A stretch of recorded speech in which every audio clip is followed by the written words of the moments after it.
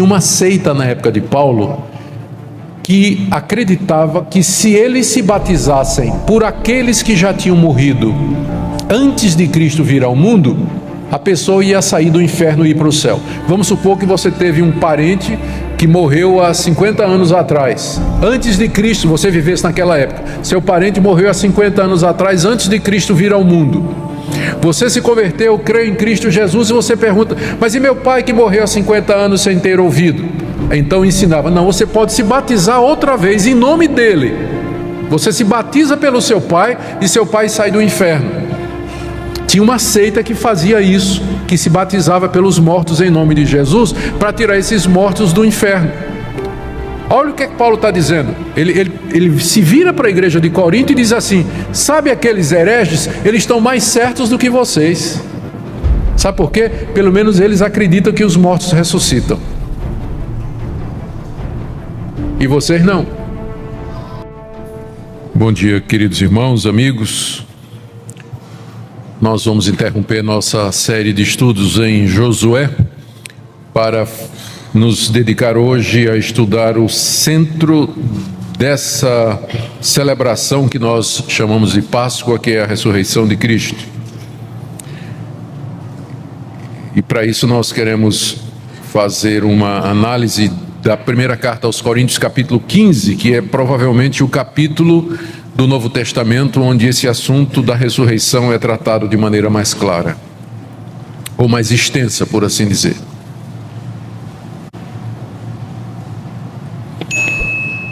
Lembrando que hoje, se tratando de um feriado prolongado, como é costume em nossa igreja, nós não vamos ter escola dominical. Isso aqui é escola dominical. Então, é uma combinação de culto com um estudo estendido, no final do qual eu também vou dar oportunidade para vocês fazerem perguntas.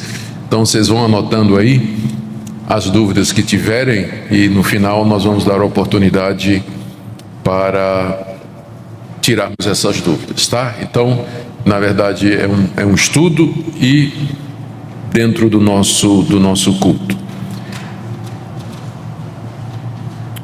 Muito bem, espero que sua Bíblia esteja aberta aí, que a gente vai tentar cobrir todo o capítulo 15, que não é um capítulo pequeno.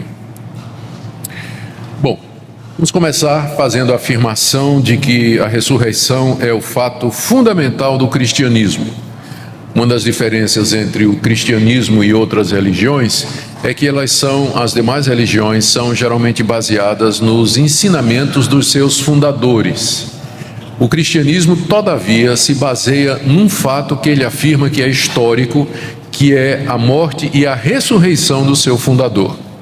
Se nós tirarmos a ressurreição do cristianismo, não lhe resta nada a não ser uma religião moralista que vai ensinar a fazer o bem como qualquer outra. A pedra fundamental, a coluna principal do cristianismo é a afirmação de que nesse domingo, há 2000 anos atrás, Jesus Cristo, que havia sido morto na sexta-feira, ele saiu vivo da sua sepultura, ele ressurgiu dos mortos e depois subiu aos céus, depois de 40 dias, onde está sentado à direita de Deus, aguardando o momento do seu retorno. Essa é uma afirmação muito séria e radical em vários sentidos. E não é à toa que muitas explicações têm sido dadas por aqueles que não querem acreditar que, de fato, Jesus ressuscitou dos mortos há 2000 anos atrás. E algumas explicações interessantes aparecem, do tipo assim: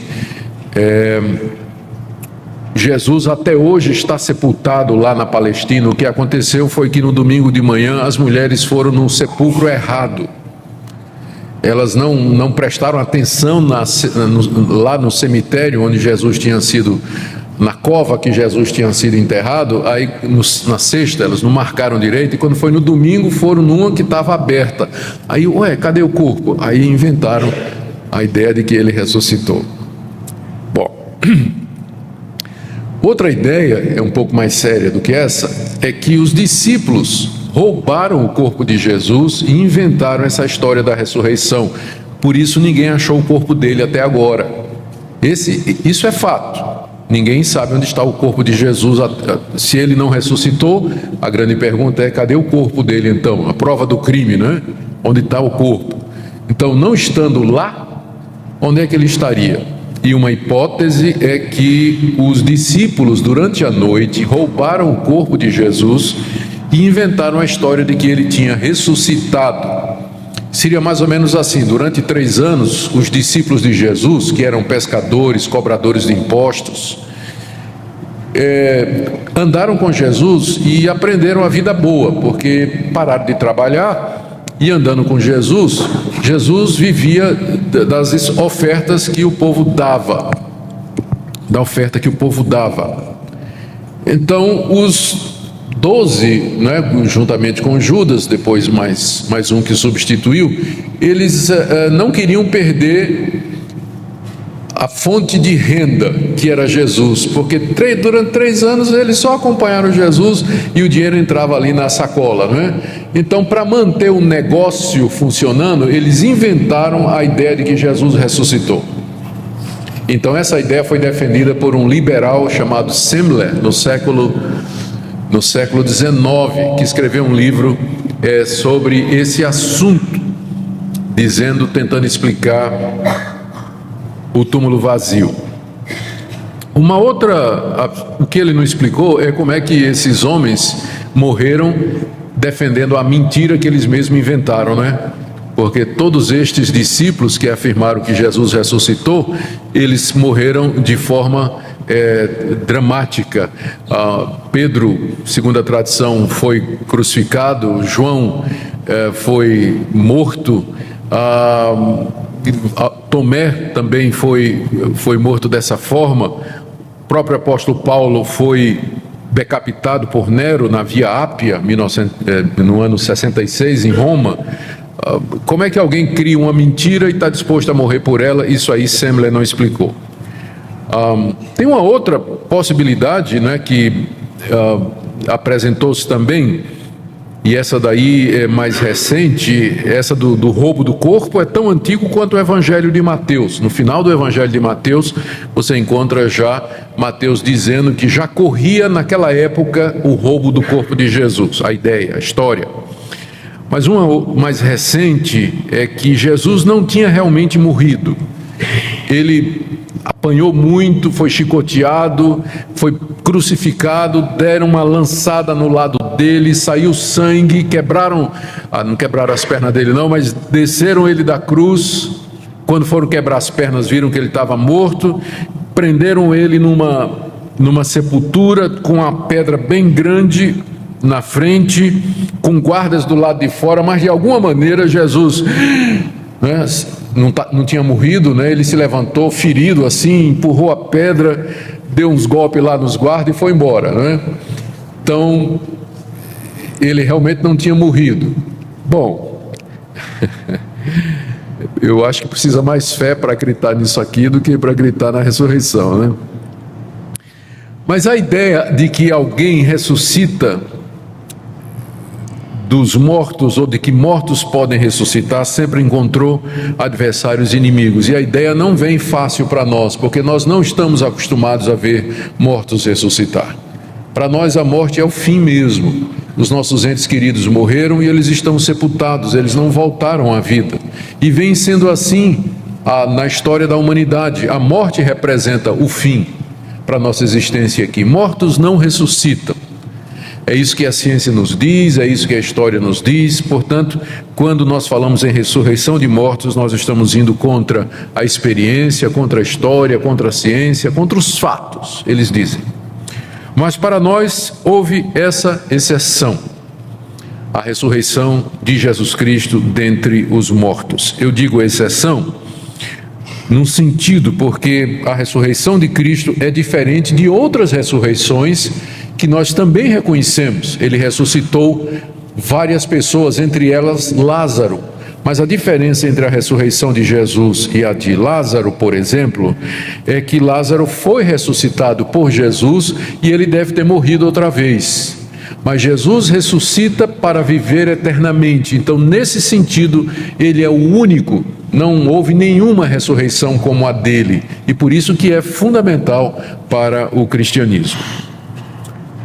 Bom, na igreja de Corinto, a qual Paulo escreveu essa carta que nós vamos analisar nessa manhã, o seu capítulo 15, na igreja de Corinto havia um grupo que tinha dificuldades em aceitar que mortos podiam ressuscitar. Eles diziam que não havia ressurreição de mortos, era impossível acontecer ressurreição. E por isso, por implicação, eles acabavam negando também a ressurreição de Cristo. Paulo faz essa dedução aqui no capítulo 15, verso 12, quando ele diz: se é certo pregasse que Cristo ressuscitou dos mortos, como é que afirmam alguns dentre vós que não há ressurreição de mortos? Então havia alguns crentes da igreja de Corinto que diziam que não havia ressurreição de mortos. Mortos não podiam ressuscitar, isso não existe. E esse falso ensino já estava contaminando alguns na igreja. Veja o verso 33, Paulo diz: não vos enganeis, as más conversações corrompem os bons costumes. Paulo estava preocupado com aquilo.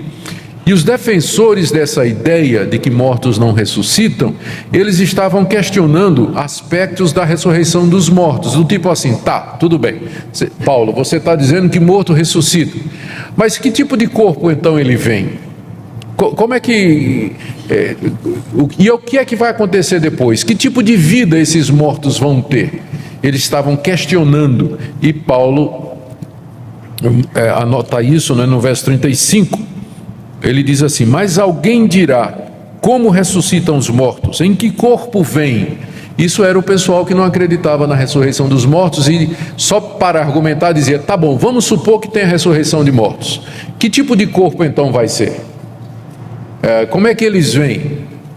Paulo procura responder também essa situação. E Paulo, ele acha que o questionar a ressurreição de mortos, e por inferência a ressurreição de Cristo, é, na verdade, provar que a pessoa não tem um verdadeiro conhecimento de Deus. Verso 34, ele diz assim: voltai à sobriedade, como é justo, e não pequeis, porque alguns ainda não têm conhecimento de Deus. Eu digo isso para a vergonha de vocês.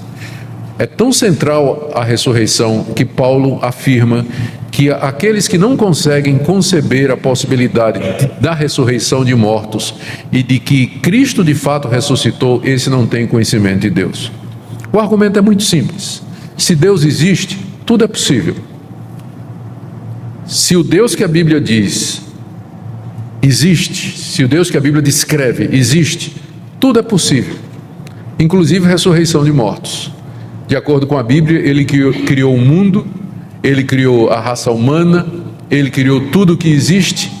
Não é demais para esse Deus fazer um morto ressuscitar.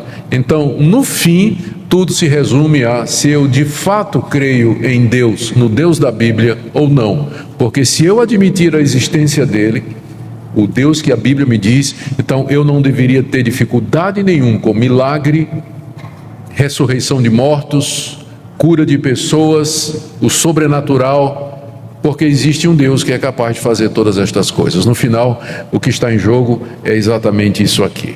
Bom, vamos ver como é que Paulo argumenta aqui. Aqui está, se vocês estão acompanhando aí na tela, aqui está a argumentação de Paulo nesse capítulo 15. Primeiro, a ressurreição é um fato provado. Ele apresenta provas da ressurreição de 1 a 13. Segundo, negar a ressurreição traz consequências terríveis para os cristãos. Versos de 14 a 19. Depois ele explica por que é que então a ressurreição dos mortos que nós cremos vai acontecer estava demorando, de 20 a 28. E ele faz umas exortações severas contra os incrédulos, de 29 a 34. Depois ele responde perguntas sobre como será o corpo da ressurreição, de 35 a 49. E ainda pergunta: o que é que vai acontecer com os que estiverem vivos? Quando a ressurreição dos mortos acontecer, quem estiver vivo, o que é que vai acontecer com eles? Já que não tem como ressuscitar porque eles estão vivos. Paulo responde isso de 50 a 57 e ele termina com uma aplicação no verso 58. Eu não sei se meu tempo vai dar para irmos até o fim do capítulo, mas pelo menos vocês têm um esboço aí. né? E vamos ver até onde nós podemos ir. Bom, primeiro, a ressurreição de Cristo como fato provado e estabelecido. Verso 1 até o verso 13, o apóstolo Paulo estabelece alguns argumentos. Primeiro, ele diz que é importante nós nos mantermos firmes naquilo que nós aprendemos. Verso 1 e 2. Irmãos, venho lembrar-vos o evangelho que vos anunciei, o qual recebestes e no qual ainda perseverais. Por ele também sois salvos, se retiverdes a palavra, tal como vô-la preguei, a menos que tenhais crido em vão. Ele começa esse capítulo dizendo: vocês lembrem daquilo que eu ensinei para vocês. Vocês serão salvos do pecado, da condenação, da ira de Deus, do inferno, se vocês retiverem a pregação que eu passei para vocês, do modo como eu passei. Com isso, Paulo liga a salvação à doutrina apostólica. Ninguém pode ser salvo se nega, altera, muda, edita aquilo que os apóstolos disseram.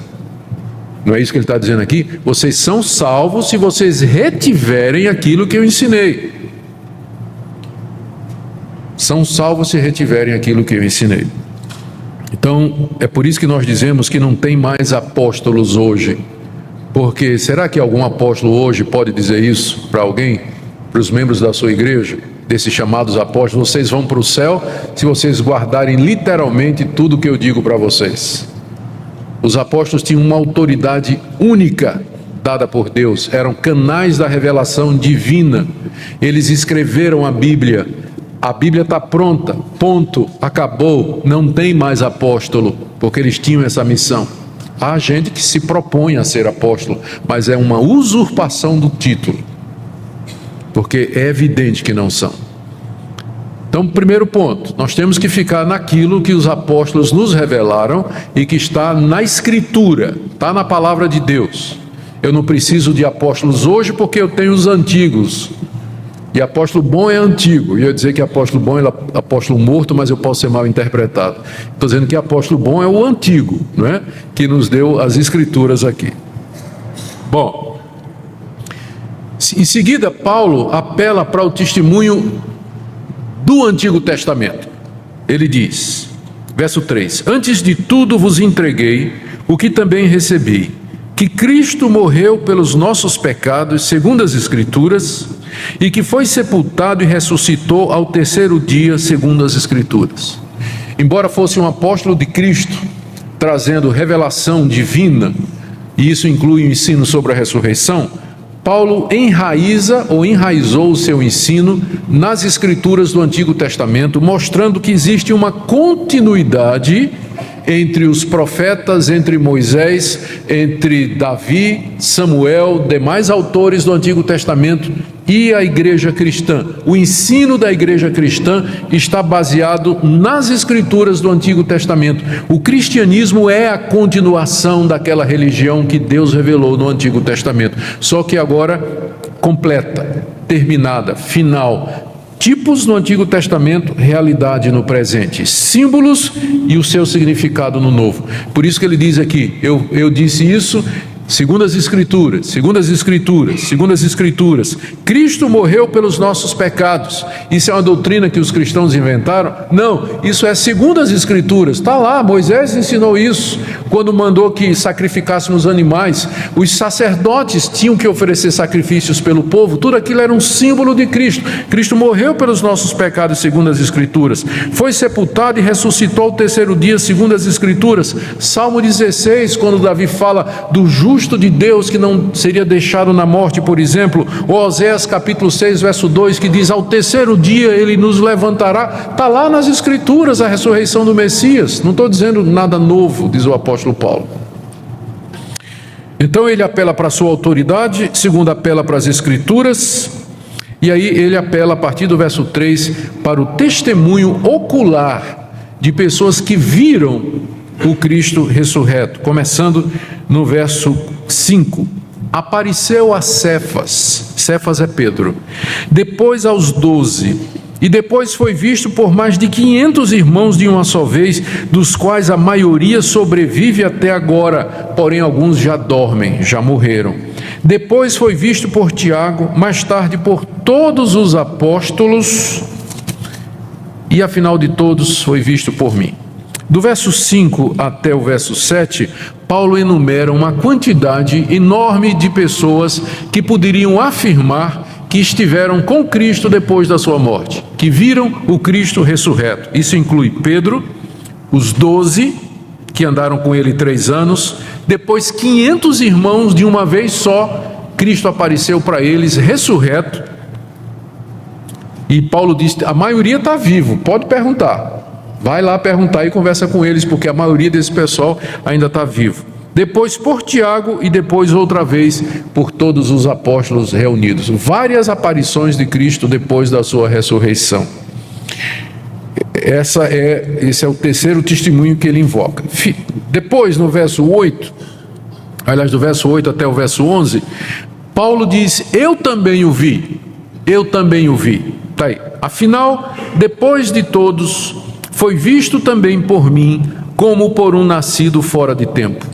Porque eu sou o menor dos apóstolos, que mesmo não sou digno de ser chamado apóstolo, pois persegui a igreja de Deus. Mas pela graça de Deus sou o que sou, sua graça que me foi concedida não se tornou vã. Antes trabalhei muito mais do que todos eles, todavia não eu, mas a graça de Deus comigo.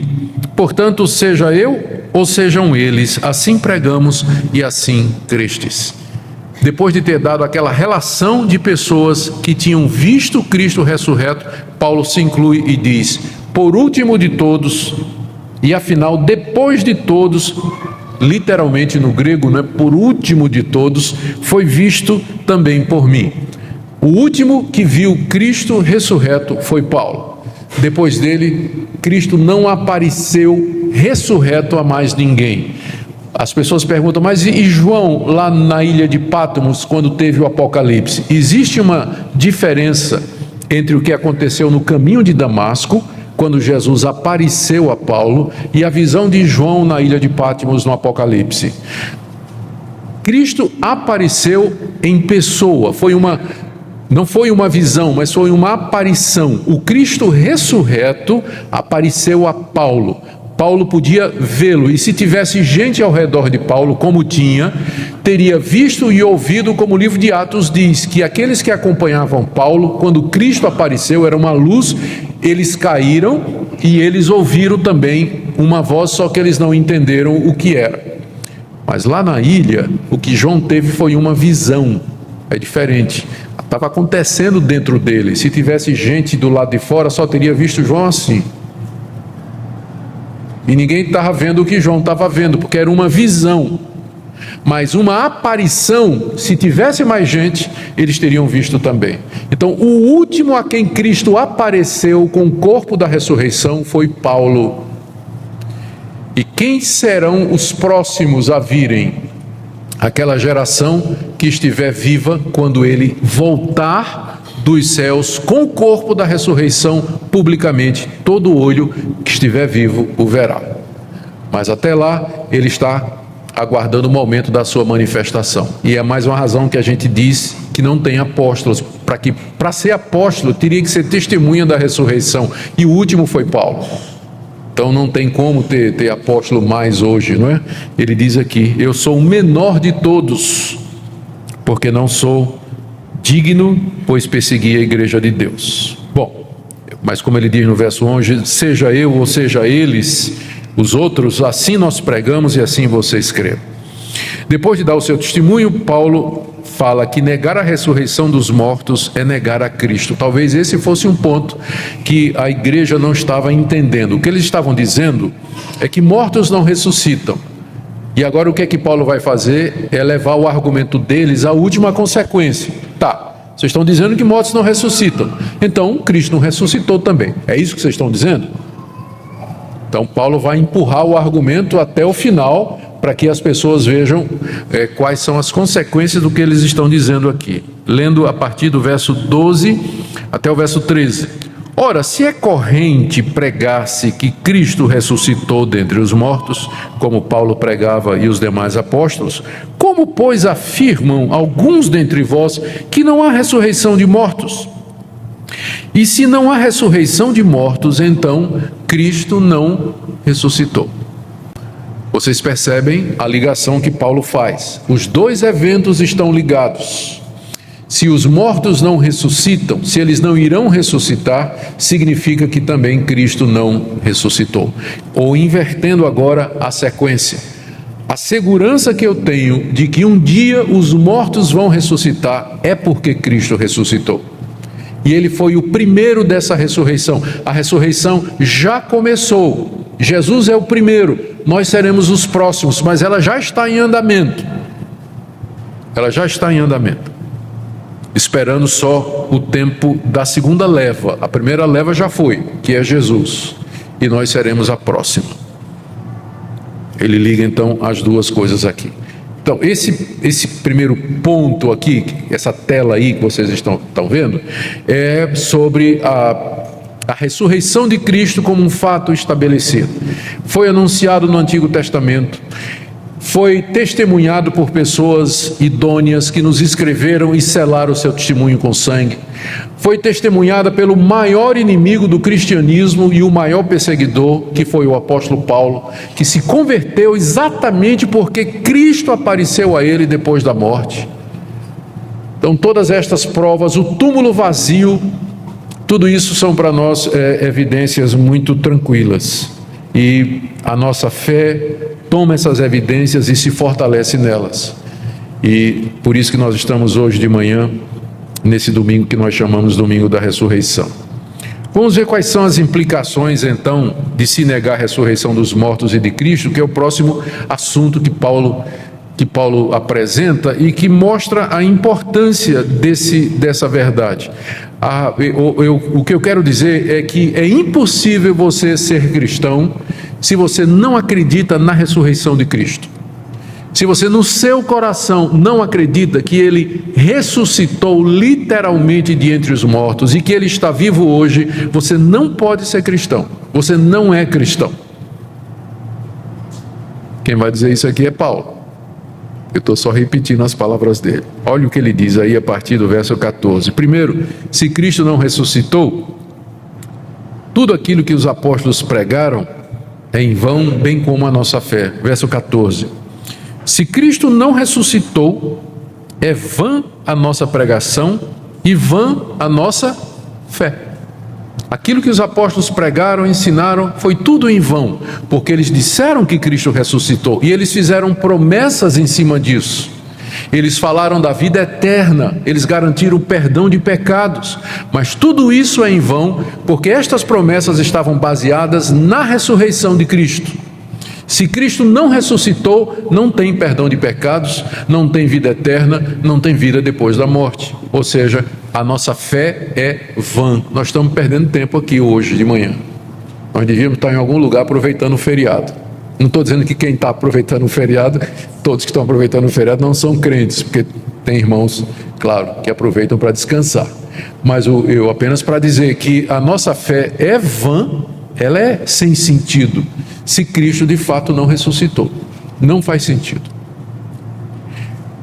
Versos 15 e 16, torna os apóstolos em falsas testemunhas e perjuros, e somos tidos por falsas testemunhas de Deus, porque temos asseverado contra Deus, esse contra Deus não ficou bem na tradução, temos afirmado diante de Deus que Ele ressuscitou a Cristo, ao qual Ele não ressuscitou, se é certo que os mortos não ressuscitam, porque se os mortos não ressuscitam, também Cristo não ressuscitou. Os apóstolos foram falsas testemunhas se Cristo não ressuscitou, porque o centro da pregação apostólica era essa. Na verdade, os apóstolos eles foram chamados para serem testemunhas da ressurreição. E foi isso que eles fizeram lá em Jerusalém, quando tudo começou. Eles compareceram diante da multidão, Pedro no dia de Pentecostes, e ele disse: aquele que vocês mataram, esse é o Cristo, ele ressuscitou, subiu aos céus e derramou o Espírito Santo, como vocês estão vendo. Toda a pregação apostólica era em cima da ressurreição de Cristo. Se Cristo não ressuscitou, esse livro é um livro escrito por mentirosos. Não merece a nossa confiança. Porque são, como Paulo diz aqui, seremos falsas testemunhas de Deus. Pessoas que vierem em nome de Deus dizendo uma mentira. Pior, verso 17. Os crentes ainda terão de pagar pelos seus pecados. Se Cristo não ressuscitou, é vã a vossa fé e ainda permaneceis nos vossos pecados. Você sabe o que é que significa permanecer nos seus pecados? Quer dizer que um dia você teve a impressão de que os seus pecados, quando você creu em Jesus, você foi assegurado de que os seus pecados foram perdoados. Mas o pressuposto para isso é que alguém tinha pago esses pecados. E quem pagou esses pecados foi Jesus de Nazaré. E a prova de que a morte dele paga pecados é que ele ficou vivo. Porque se ele tivesse ficado morto, a morte dele não tinha nenhum valor, ele teria morrido por ele mesmo. Mas a ressurreição de Cristo dentre os mortos é a base para o perdão de pecados, é a garantia de que a morte dele foi uma morte pelos outros. Então, se Cristo não ressuscitou, a má notícia é que você ainda permanece nos seus pecados. Você ainda vai ter que dar conta dos seus pecados. Não foram pagos. Você sabe como é? Você pensar que pagou uma conta e de repente chega o boleto dizendo segundo aviso. Pior é quando diz: informamos que o seu nome está indo para a Sociedade de Proteção ao Crédito. Mas eu pensei que aquela conta estava paga. Tu não pagasse não a conta, fulano? Não é para o marido. Não, eu pensei que estava paga. E já vem lá a segunda aviso. Não é ruim? Agora imagina você morrer tranquilo, pensando que vai para o céu, e de repente o que é que lhe aguarda? Exatamente o contrário. Não, mas Cristo morreu pelos meus pecados. Não, foi um engano. Ele nunca ressuscitou dos mortos. Você vai pagar agora. Eu sei que eu estou exagerando aqui, mas é exatamente isso o que ele fala aí. Verso 17: se Cristo não ressuscitou, é vã a vossa fé e ainda permaneceis nos vossos pecados. Olha o verso 18: e ainda mais, os que dormiram em Cristo pereceram. Quem morreu pensando que estava salvo, na verdade, pereceu, está agora no inferno. Se Cristo não ressuscitou, passou a vida toda crendo numa mentira, crendo numa ilusão, morreu cantando o hino, acorda chorando e gemendo. No outro lado da vida, os que morreram em Cristo, os dormiram em Cristo, na verdade eles pereceram se Cristo não ressuscitou. E aí a conclusão, no verso 19: se a nossa esperança em Cristo se limita apenas a esta vida, somos os mais infelizes de todos os homens. Se a minha esperança em Cristo se limita somente a essa vida, ou seja, se eu creio em Cristo, eu espero em Cristo somente para coisas dessa vida, do tipo assim, que Ele me abençoe, que Ele me dê saúde, que Ele me dê prosperidade, uma vida boa, uma família boa, tranquilidade e conforto nesse mundo, eu sou a pessoa mais infeliz do mundo. Eu sou a pessoa mais infeliz do mundo. Por que nós somos as pessoas mais infelizes do mundo? Porque em nome de Cristo nós renunciamos a uma série de coisas. Talvez isso ficaria mais claro, que Paulo está dizendo, naquela época, quando ser cristão representava pagar um preço. O cristão era perseguido, era assediado, ele podia ter os bens arrestados, podia ser convocado a prestar depoimento, preso, detido, às vezes torturado e mesmo morto. Então já pensou alguém que está disposto a ser preso, torturado, perder a família, ser lançado aos leões, porque ele estava confiando que depois da morte ele estaria com Jesus Cristo? E isso não é verdade. Ele creu numa mentira, ele perdeu a vida dele crendo numa mentira. Então tem alguém mais infeliz do que esse? Ele não ganhou nada, nem aqui e nem vai ganhar depois da morte. Perdeu nos dois. Por isso ele diz aqui que se Cristo não ressuscitou, nós somos os mais infelizes de todos os homens. Verdade é essa. são as palavras que Paulo usa para expressar, meus irmãos, para expressar a importância da ressurreição e o que é que significa negá-la. Eu termino esse slide aqui dizendo para vocês o que eu já disse. Se nós não crermos que Cristo ressuscitou literalmente dos mortos, se você não crer isso no seu coração, se você não confessar isso com sua boca, Paulo diz isso em Romanos 10, você não pode ser salvo, você não pode ser cristão de verdade, porque esse é o ponto central do cristianismo. E é isso que os judeus não aceitavam. E é isso que para o mundo da época parecia loucura. Tudo bem. Haverá ressurreição de mortos. Quando? E por que ela demora? Paulo trata agora desse assunto, que é o próximo na sequência lógica. Por que a ressurreição então demora? Se estava demorado para eles naquela época, imagine para nós hoje, né? Porque quando Paulo escreveu essa carta aqui, essa carta foi escrita em meados da década de 50, Cristo ressuscitou no início da década de 30, então fazia 20 anos que Cristo havia ressuscitado, quando Paulo escreveu esse capítulo. E já tinha gente perguntando, por que está demorando então a ressurreição de mortos? Para nós faz 2000 anos que ele ressuscitou. Então a pergunta é extremamente pertinente para nós. Se vai ter ressurreição de mortos, se Cristo ressuscitou, por que está demorando então a ressurreição dos mortos? Paulo explica aqui a partir do verso 20 até o verso 28. Bom, ele começa reafirmando a certeza da ressurreição. Verso 20, mas de fato Cristo ressuscitou dos mortos. De fato ele ressuscitou. Sabemos isso com certeza. Em seguida, até o verso 23, ele fala que Cristo, na verdade, foi as primícias, e ele introduz aqui o conceito muito interessante da relação entre Cristo e Adão. Veja só, final do verso 20. Ele começa dizendo, de fato Cristo ressuscitou dos mortos, sendo ele as primícias dos que dormem. Essa figura, as primícias, é uma figura muito clara para um povo que vivia da agricultura, que era os judeus e também a sociedade da época, não é? Eram culturas bem voltadas para a agricultura, plantação, vindima, colheita. As primícias eram os primeiros frutos, considerados geralmente os melhores e que representavam todo o restante da colheita. Quando um fazendeiro ia vender a sua safra, ele tomava as primícias, colocava em cima do jumentinho e levava lá para o centro comercial e mostrava, isso aqui é a amostra. Então a pessoa comprava a colheita toda com base nas primícias, né? Porque ele via aquele trigo, via aqueles grãos e dizia, puxa, é de boa qualidade, e por aquilo ali ele tirava o resto. Então aquilo era chamado de as primícias, era representativo.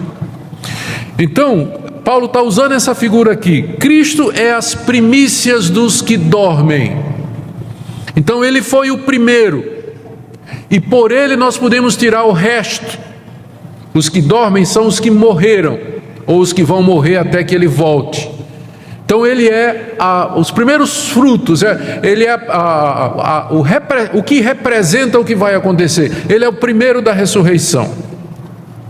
E aqui Paulo faz um paralelo com Adão, versos 21 e 22, aliás vai até o verso 23, para que a gente entenda bem. Verso 21, olha o argumento dele. Visto que a morte veio por um homem, quem é esse homem pelo qual a morte entrou? Adão, que foi o primeiro. Visto que a morte veio por um homem, também por um homem veio a ressurreição dos mortos. Porque assim como em Adão todos morrem, assim também todos serão vivificados em Cristo. Cada um, porém, por sua própria ordem. Cristo as primícias, depois os que são de Cristo na sua vinda. Não é difícil entender o que ele está dizendo aqui. Ele está fazendo um paralelo. Por um homem, a morte entrou no mundo, que foi Adão. Adão era representante da raça humana. Por um segundo homem, Deus trouxe a vida. O segundo Adão veio fazer certo o que o primeiro fez errado. Então, assim como em Adão todos morrem, em Cristo todos serão vivificados. Todos, entendidos no contexto, os que creem em Jesus e que são dele. Eles são vivificados, recebem a vida. E aqui então Paulo explica, cada um na própria ordem, Cristo as primícias, depois os que são de Cristo aqui explica o que é, quem é que vai ser ressurreto, não é? Porque ele tinha dito que todos são vivificados, dava a impressão de que a humanidade toda vai ressuscitar para a vida eterna, mas ele está dizendo aqui que na verdade é os que são de Cristo, é que serão vivificados, ressurretos na segunda vinda. O que Paulo está explicando para aqueles irmãos é o seguinte: irmãos, a ressurreição vai se dar em duas etapas. A primeira é a ressurreição de Cristo, isso já aconteceu, e aí vem uma segunda etapa, que são os que dormem, que será quando Cristo vier. Então não estão coladas uma na outra, tenham calma, né? Tenham calma, vai acontecer, mas que tem uma sequência. Assim como houve a queda em Adão, vai ter também a ressurreição em Cristo Jesus. Os demais, Paulo explica, ressurgirão na vinda de Cristo no final da sua obra, verso 23 e 24. Cada um, porém, por sua própria ordem, já falei, Cristo as primícias, depois os que são de Cristo na sua vinda, e então virá o fim, quando ele entregar ao Deus, o reino ao Deus e Pai, quando houver destruído todo o principado, bem como toda potestade e poder. Paulo explica que quando Cristo vier a segunda vez, ocorrerá a segunda etapa da ressurreição e vai ser o fim do mundo. Acabou, não tem mais nada. A não ser a ressurreição, os ressurretos vivendo com Cristo, com Deus no novo céu e na nova terra. Isso ele vai tratar mais adiante aqui, se a gente tiver tempo. Por que ele demora? Agora sim, verso 25 a 26. Convém que ele reine até que haja posto todos os inimigos debaixo dos pés. O último inimigo a ser destruído é a morte. Agora está a explicação por que está demorando. Cristo já reina, ele está sentado no trono do universo. Quando ele ressuscitou dos mortos, subiu aos céus, sentou no trono do universo. E o que ele está fazendo? Ele está subjugando agora os seus inimigos.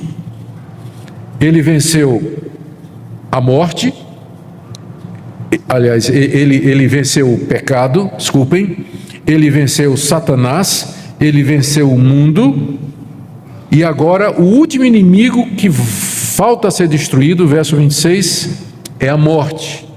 E quando é que a morte vai ser destruída? Quando ele voltar e ressuscitar aqueles que a morte se apoderou deles, aqueles que já morreram. É por isso, alguém uma vez me perguntou, se Cristo já ressuscitou e perdoou os meus pecados, por que eu tenho que morrer ainda? Por que o crente morre ainda? Porque esse inimigo ainda não foi destruído. Ele começou a ser destruído na ressurreição de Cristo e será na sua vinda quando ele ressuscitar os mortos. É por isso que nós, mesmo os que cremos em Cristo Jesus, temos de passar pela experiência da morte. Mas ele vai nos tirar da morte, ele vai resgatar o nosso corpo e nos vai transformar na volta dele. Mas por enquanto é isso que ele está fazendo. Verso 25, convém que ele reine até que haja posto todos os inimigos debaixo dos pés. Cristo já reina, ele tem todo o poder no céu e na terra. Ele está chamando o seu povo, está atraindo os que são seus, está conquistando os últimos inimigos, o último finalmente, a morte na sua vinda. 27 a 28, tudo está sujeito à vontade do Pai, tudo isso é plano de Deus, porque todas as coisas, Paulo diz, Deus sujeitou debaixo dos seus pés, dos pés de Cristo. E quando diz que todas as coisas lhe estão sujeitas, certamente exclui aquele que tudo lhe subordinou. Ou seja, tudo está debaixo dos pés de Cristo, menos Deus Pai. Quando, porém, todas as coisas estiverem sujeitas a Cristo, inclusive a morte, então o próprio Filho, que é Jesus, também se sujeitará àquele que todas as coisas lhe sujeitou, para que Deus seja tudo em todos. No presente, Deus deu toda a autoridade a Cristo e colocou tudo debaixo dos seus pés. Quando Cristo voltar, destruir a morte pela ressurreição, ele vai entregar o reino ao Pai. e Deus então será tudo em todos. O reino de Deus será estabelecido para todo o tempo, todo o sempre. A resposta de Paulo para a pergunta, por que a ressurreição demora? Deus está agindo, Deus está realizando o seu plano, Deus está conquistando os seus inimigos. O que Deus projetou está sendo levado avante na história. Nós não sabemos quando vai terminar, mas certamente haverá de acontecer. E é nessa fé que nós vivemos. E aí, bronca contra os coríntios. Vamos correr aqui, queridos, porque já estamos bem avançados. Mais uns 10 minutinhos e a gente termina. De 29 a 34... tem exortações severas contra os coríntios. Acompanhe no slide aí. Primeiro, os heréticos estão mais corretos do que os coríntios. Paulo tem umas tiradas nessa, né? Ele diz assim no verso 29, de outra maneira, que farão os que se batizam por causa dos mortos? Se absolutamente os mortos não ressuscitam, por que se batizam por causa deles? Aqui é um tipo de argumento que é mais ou menos assim.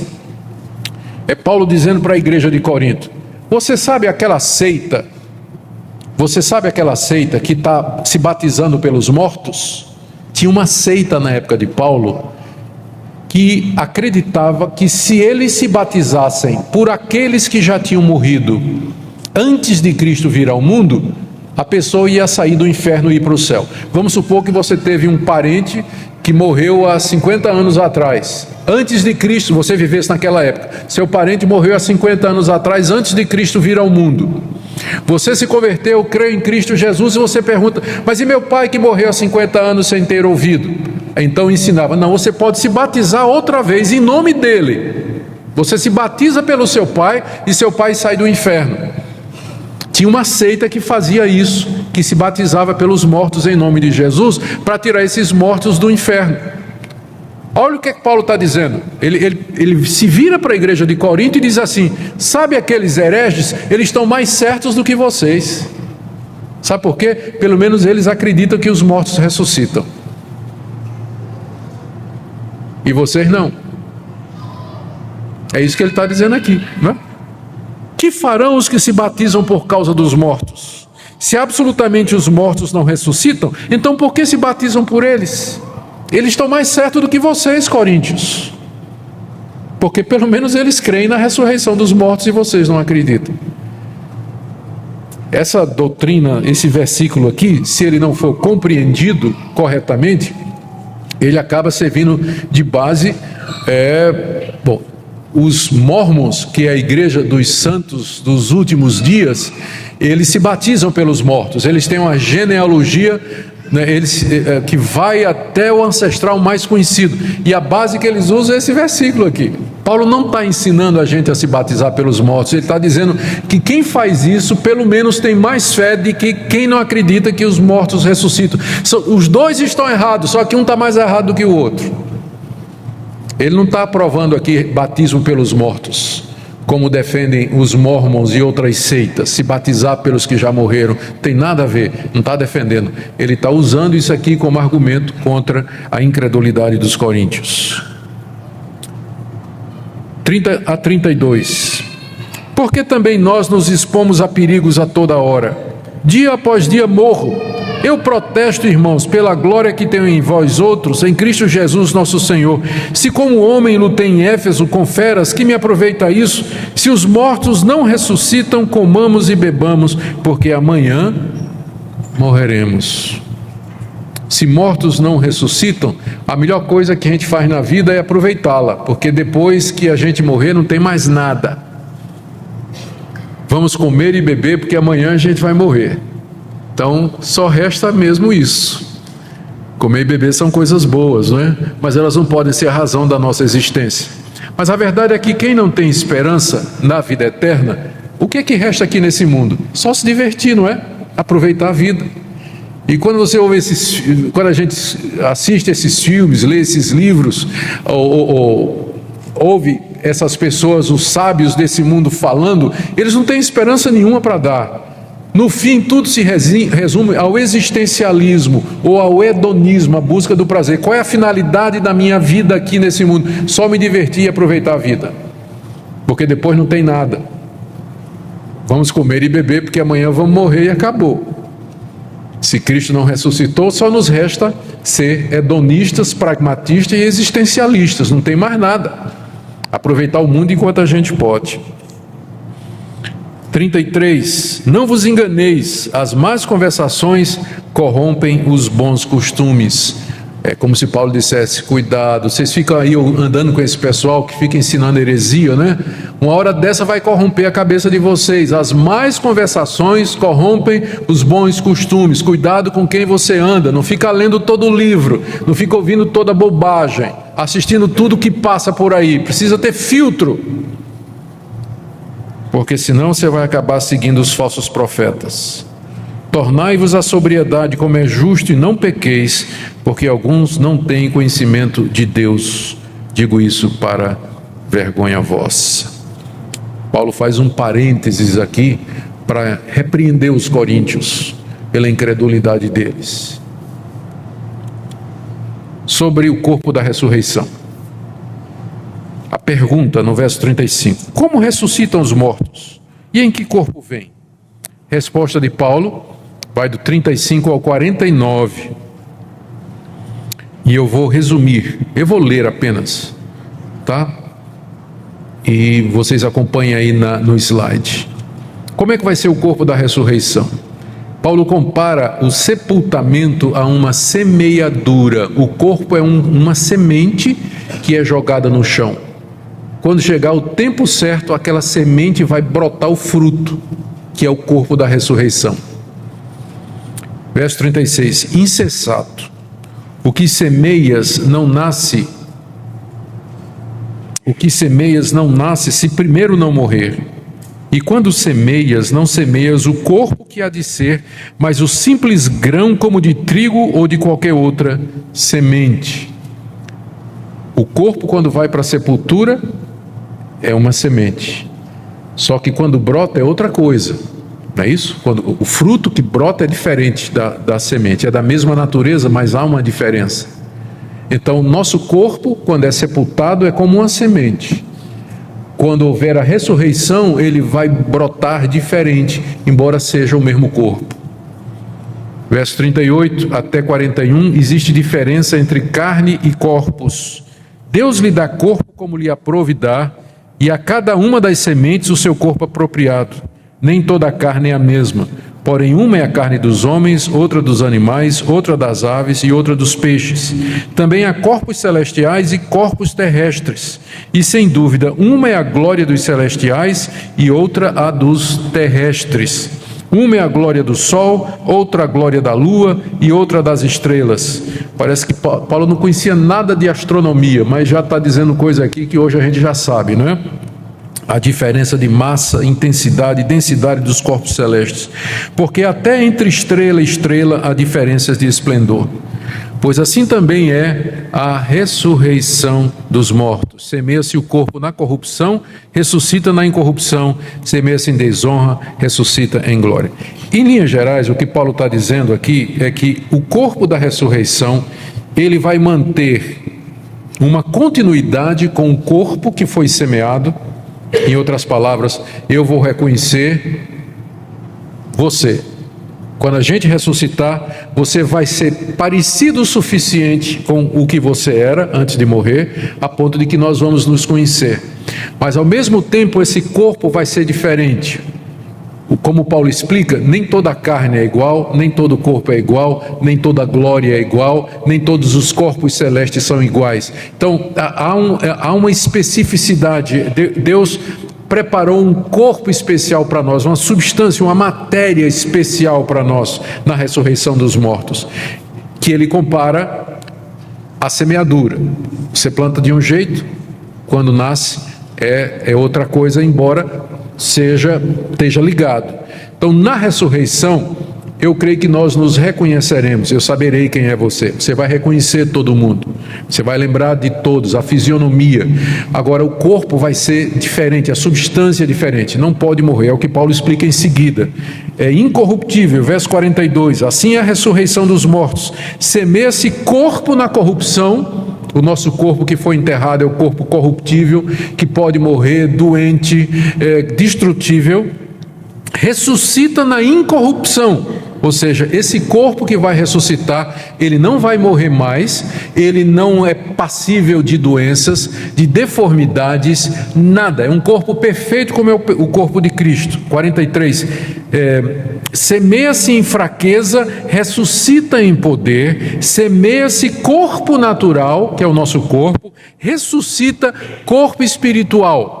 Esse é o nome que Paulo dá ao corpo que nós vamos ter, corpo espiritual. Não é que é um fantasma, mas é um corpo sólido, só que a natureza dele é espiritual. Não é mais carnal, mortal, desse mundo, mas é próprio para viver no novo céu e na nova terra.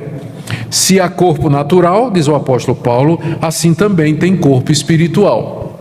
Pois está escrito, e aqui ele cita Gênesis 2,7, o primeiro homem, Adão, foi feito alma vivente. O último Adão, porém, é espírito vivificante. Ele faz um paralelo outra vez entre Cristo e Adão. Quando Deus criou Adão, fez um boneco de barro, soprou nele e o fez alma vivente. Mas Cristo, Paulo diz, que ele chama de o último Adão. Não é interessante isso? Cristo é o último Adão, ou seja, não virá mais ninguém para nos representar. Ele é o último, Cristo. O último Adão, o último cabeça de raça, ele é não espírito vivente, mas espírito que dá vida. Enquanto que Adão foi feito espírito vivente pelo sopro de Deus, Cristo é o que vai dar esse sopro. Ele é aquele que vai vivificar. 46, não é primeiro o espiritual e sim o natural, depois o espiritual. Então a sequência é, primeiro foi o natural que foi Adão, depois vem Jesus que é o homem espiritual. Assim também nós herdamos primeiro um corpo natural, depois virá o nosso corpo espiritual. 47, o primeiro homem formado da terra é terreno, o segundo homem, que é Jesus Cristo, é do céu. Como foi o primeiro homem, o terreno, tais são também os demais homens terrenos, e como é o homem celestial, que é Jesus, tais também os celestiais. E assim como trouxemos a imagem do que é terreno, devemos trazer também a imagem do celestial. Muito bonito, muito fácil de entender. Somos filhos de Adão, por isso nós herdamos primeiro o corpo de Adão, nós vamos morrer como Adão, mas também nós somos de Cristo, nós herdaremos em seguida o corpo de Cristo e seremos semelhantes a Ele. Dois homens na porta de entrada da humanidade. Adão trazendo morte, desgraça e sofrimento, Cristo trazendo vida. A grande pergunta é: a quem você está ligado? Se você está ligado só a Adão, a herança de Adão é morte e corrupção. Mas se você é de Cristo, você vai herdar dele o homem celestial, a ressurreição dos mortos, o corpo dele e a vida eterna. A humanidade pode ser dividida em dois grupos, que estão pendurados ou no cinturão de Adão ou no cinturão de Cristo. Onde é que você está nessa manhã? Essa é a grande pergunta. É isso que nós celebramos, a ressurreição e as suas implicações. Bom, já falei 55 minutos, eu acho que está bem, né? Ficou faltando só uns versículozinhos. Eu estou tentado a ir até o fim, mas não vou fazer isso não. Ele explica só o que vai acontecer com os que estão vivos, certo? Está aí, a transformação dos vivos na vinda do Senhor. Ele diz que é um mistério, verso 51, nem todos dormiremos, mas seremos transformados num momento, no abrir e fechar de olhos, ao ressoar da última trombeta, a trombeta soará, os mortos ressuscitarão incorruptíveis e nós seremos transformados. E aí então, estou lendo agora o verso 54, se cumprirá a palavra que está escrita, tragada foi a morte pela vitória. 57, graças a Deus que nos dá vitória por intermédio de nosso Senhor Jesus Cristo. Amém? Graças a Deus. E ele termina no 58, que é o último slide aí. Conclusão, diante da realidade da ressurreição, da glória que nos espera, Paulo encoraja os coríntios a continuar firmes na obra do Senhor. Ela não é vã, pois haverá ressurreição de mortos. 58, portanto, meus amados irmãos, sede firmes, inabaláveis, sempre abundantes na obra do Senhor, sabendo que no Senhor o vosso trabalho não é vão. O nosso trabalho de testemunhar, servir, viver para Deus, andar no caminho de Deus, isso não é vão, porque um dia nós haveremos de ressuscitar, estaremos com o Senhor para todos sempre. Amém. Baixe nossos conteúdos gratuitamente. Acesse o canal pelo link na descrição.